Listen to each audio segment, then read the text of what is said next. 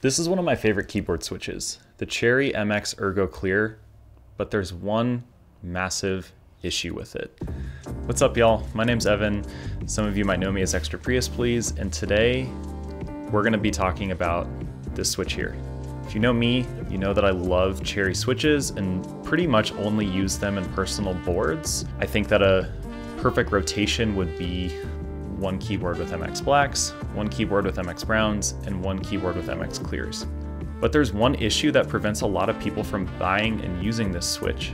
The stem is notorious for being too big, which is odd because a lot of Cherry switches don't have this issue. You might have seen the Black Simon video where he's using this exact switch on Twitch, and when he goes to take off a keycap, the entire stem comes out of the housing still attached to the keycap.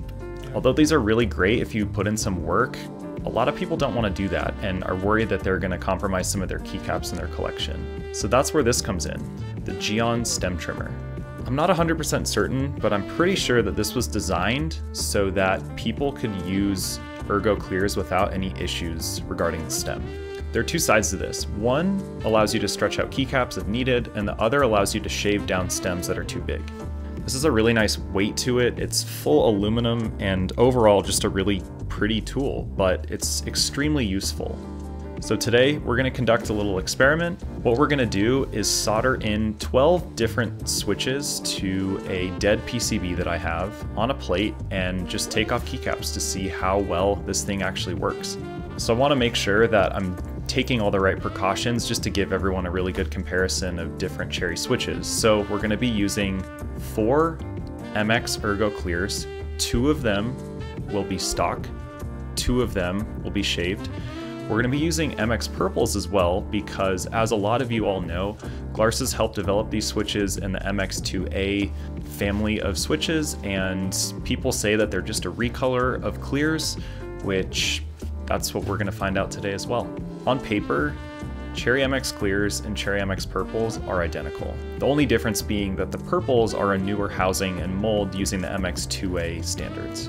Both of these have the same tactility, just the MX2A has a pre-loop spring as well as a different spring compared to the original Hyperglide. Also, we're going to be comparing 2 stock MX Blacks and 2 stock MX Browns that I've never used before. Also, to keep things standard, we're using keycaps that have never been mounted before. So I have a keycap set that I've only used on a 60% form factor keyboard, so all of the function keys are essentially brand new. All right, now first, let's go over how to use this tool. Here it is. It's, like I said, it's got a lot of really good weight to it, and there are 2 sides. The plus side has a end that is perfect for a keyboard stem. The other side is perfect for a keycap. I have honestly never used this because I would rather not stretch out keycaps. I would much rather do this to switches so that everything is uniform. All you have to do is align it with the switch and push in. You can kind of see that it requires some strength to pull it apart after the first time you put it in, and then it gets progressively easier. I like to do this as many times until it just slides out pretty easily, just to make sure that you get everything down to pretty much normal spec. You can see that it's much easier, it's pretty resistant free. And sometimes you'll be able to see a little bit of plastic in here, which you don't really have to clean out, but you know, it shows you that it's working. All right, now we're gonna do the MX Clears. For reference, we just did the MX Purples, and we're gonna see how much harder it is. So initially, after the first press, the Purples were harder to take out. I'm already noticing that the MX Clears were a little bit smaller, but still nothing like MX Blacks or MX Browns. So again, there are gonna be some variances within the switches, but you can see how much easier it gets as I go. And there you have it. That's pretty much it. Sometimes it will take you a little bit to do an entire batch of switches. So, you know, if you're doing close to 90 of these for a TKL, it does require some time, but better that than ruining a pair of your favorite keycaps.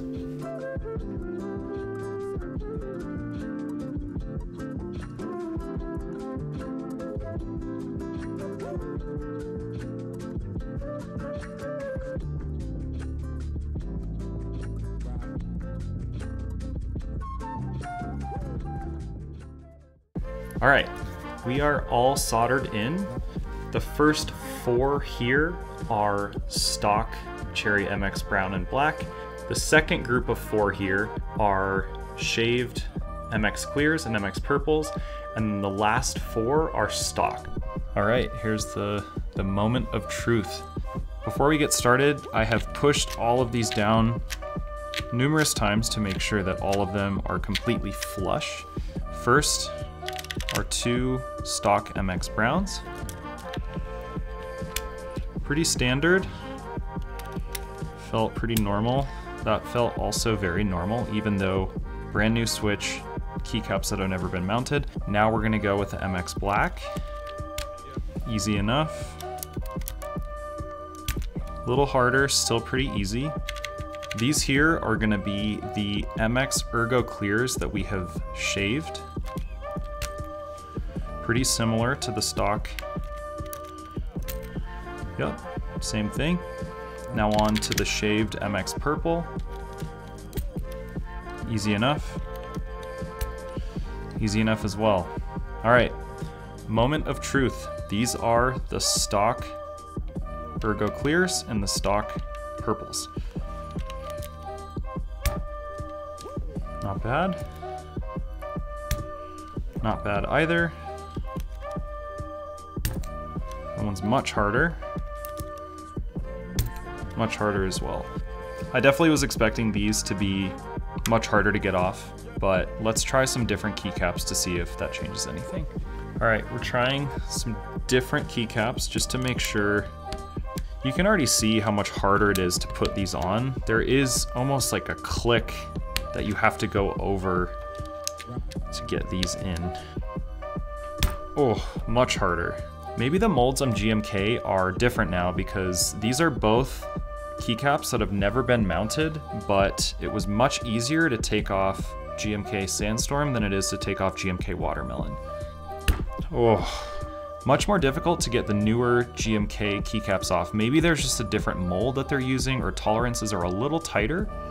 All right, now to try the MX Purples. Dude, okay, that is much worse. Well, if I'm completely honest, I did not expect to see all the stems stay in the housing. I think it is interesting to see how different older GMK keycaps react to the switches compared to newer ones. It definitely feels like GMK molds might be a little different now. It does feel like Cherry did make the issue a little bit better because we have seen that stems just were completely ripped out of the housing, but is this worth it? That's for you to decide. I think that if you are someone who rebuilds keyboards a bunch, you swap keycaps around, 100%, because it's better to be safe than sorry. You really don't want to compromise any keycaps just for the sake of getting a tactile switch in your rotation. So I think that if you are someone who wants to preserve the quality of your stuff, go for it.